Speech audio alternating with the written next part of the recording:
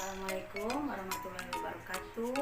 Kami dari Kampus Universitas Pancasakti Bekasi, Kampus D, khususnya dari Prodi Pendidikan Anak Usia Dini, akan membawakan uraian tentang materi peningkatan pendidikan anak usia dini yang sudah kami rangkum dalam sebuah PowerPoint ini.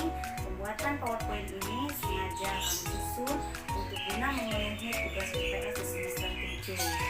Perkenankan kami dari kelompok 6 ingin mengucapkan banyak terima kasih atas bimbingan Ibu dosen Hani Ade Rahmani MPD selaku dosen pengampu dalam mata kuliah peningkatan pendidikan anak usia dini di semester 7 ini. Sebelum menguraikan materi, perkenalkan kelompok kami terdiri dari saya Hayati, ada teman saya Ibu Dermawati, ada Ibu Titin Fatima, ada Ibu Rifarizkia, ada Ibu Omas, dan ada juga Ibu Umun Maimuna. Untuk itu, selamat menyimak video PowerPoint ini, semoga bermanfaat. Ada pembelajaran peningkatan kemampuan pendidikan anak usia dini adalah salah satunya dengan bahasa anak usia dini. Yang paling pertama kita perkenalkan pada anak usia dini dalam tahap pembelajaran yaitu berbahasa, yakni bahasa anak yang terlebih dahulu harus kita pahami sebagai seorang guru. Apa itu bahasa? Bahasa secara arti yaitu simbol yang digunakan untuk berkomunikasi dengan orang lain melalui sistem suara, kata-kata, atau pola yang digunakan manusia untuk menyampaikan pertukaran pikiran dan perasaan, juga penyampaian suatu keinginan. Bahasa itu sendiri adalah sebuah alat penghubung atau alat komunikasi antara anggota masyarakat yang terdiri dari individu-individu yang menyatakan pikiran, perasaan, dan keinginan dengan secara verbal maupun visual menurut Bromley tahun 1992.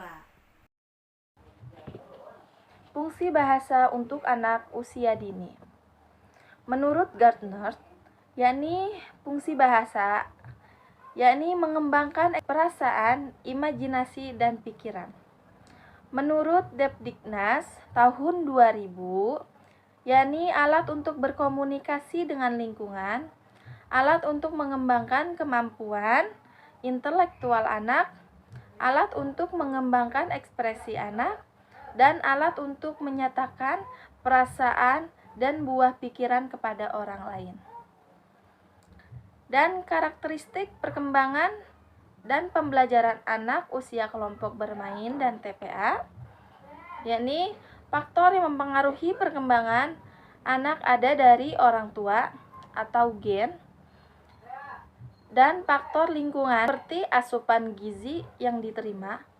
Faktor psikologis, anak usia dini memiliki karakteristik yang khas, baik secara fisik, psikis, sosial, moral. Masa ini yang paling penting untuk sepanjang usia hidupnya, sebab masa yang paling baik pembentukan pondasi dan dasar kepribadian yang akan menentukan pengalaman anak selanjutnya.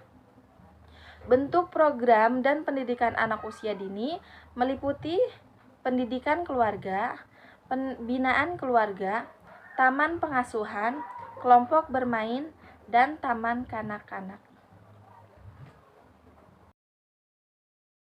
Peranan keluarga terhadap pendidikan anak usia dini. Rumah adalah madrasah atau sekolah pertama bagi anak. Hal ini berimplikasi bahwa orang tua merupakan guru pertama bagi anak. Termasuk dalam kategori guru pertama bagi anak ini adalah kakek, nenek, dan orang-orang yang lebih dewasa dalam rumah tersebut. Menurut Suryadi dan Ulfah tahun 2003 halaman 149 sampai 150. Menurut Abdullah Nasyih Ulwan seperti dikutip oleh Abu Muhammad Iqbal tahun 2015 halaman 239. Orang tua sangat berperan dalam mendidik anak-anaknya, sehingga mereka akan terdidik dalam keutamaan akhlak dan akhirnya tumbuh dalam kebaikan. Pendidikan anak pada dasarnya adalah tanggung jawab orang tua. Orang tua sebagai pendidik utama hendaknya dapat berperan seoptimal mungkin agar anak memiliki nilai-nilai keutamaan sebagai pedoman dalam berperilaku. Berikut ini perencanaan dan penerapan program permainan pada anak usia dini. Konsep bermain merupakan suatu kegiatan yang melekat pada dunia anak. Bermain adalah kodrat anak.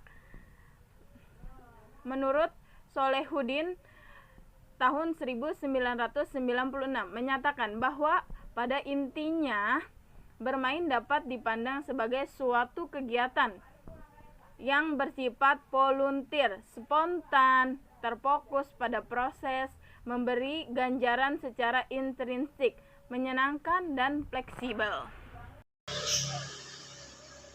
Penerapan metode pemberian tugas untuk meningkatkan kreativitas anak.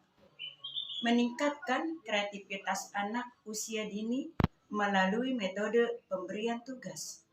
Pelaksanaan yang pertama kali guru perlakukan adalah membuat persiapan mengajar sesuai dengan tema yang akan diajarkan. Menyiapkan alat dan bahan yang akan dipakai dalam pembelajaran. Memberikan penjelasan khusus tentang kegiatan yang akan dilaksanakan, membagi alat dan bahan yang akan dipakai dalam pembelajaran, mengamati proses kerja anak individu maupun kelompok, dan merangkum hasil kegiatan anak melalui perkembangan kemampuan anak. Pemberian tugas kepada anak ditujukan untuk mengembangkan secara lebih optimal seluruh aspek pengembangan perilaku dan kemampuan dasar anak. Guru dapat menerapkan metode ini dengan memperhatikan tugas-tugas yang akan diberikan. Dengan metode pemberian tugas kepada anak ini diharapkan bisa menjadi stimulan untuk segala aspek perkembangan anak usia dini. Metode pemberian tugas diharapkan dapat meningkatkan kreativitas anak dan berbagai bidang mata pelajaran. Strategi peningkatan mutu PAUD.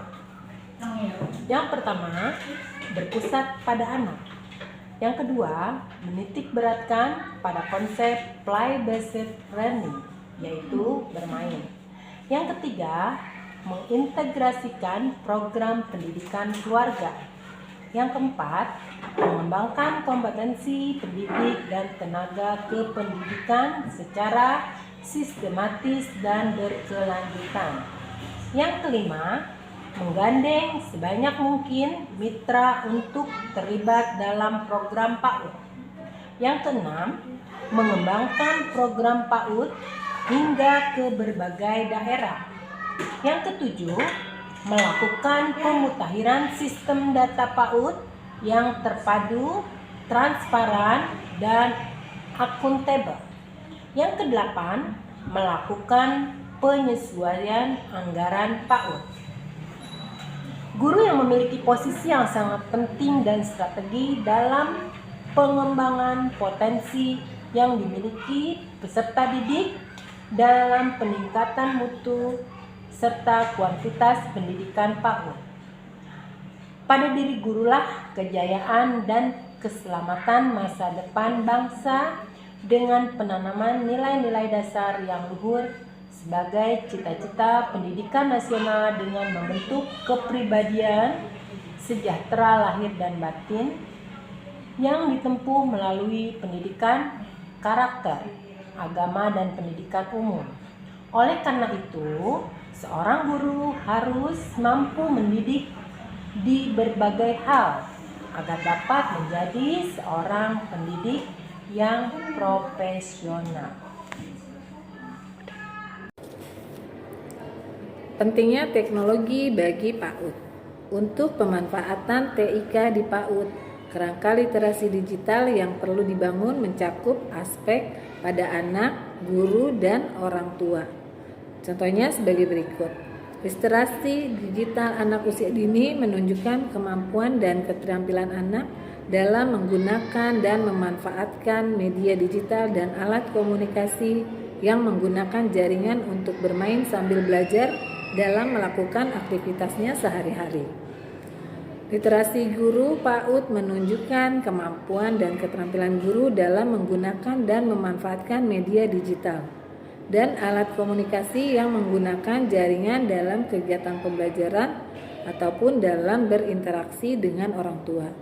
Literasi digital pada guru PAUD menunjukkan partisipasi dan respon orang tua mulai dari pengetahuan, sikap, dan perilaku, serta keterampilan guru dalam memahami media digital sebagai bagian dan proses pembelajaran anak usia dini.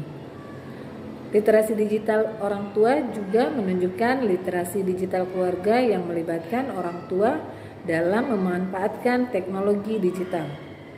Literasi orang tua merupakan kecakapan orang tua dalam menggunakan dan memanfaatkan media digital, termasuk mengawasi dan mengontrol setiap aktivitas kegiatan digital anak usia dini. Kecakapan orang tua juga meliputi pengetahuan, sikap, dan perilaku, serta keterampilan dalam menggunakan media digital. Demikianlah PPT dari kami kelompok 6. Semoga apa yang kami sampaikan dapat bermanfaat bagi kita semua. Terima kasih. Assalamualaikum warahmatullahi wabarakatuh.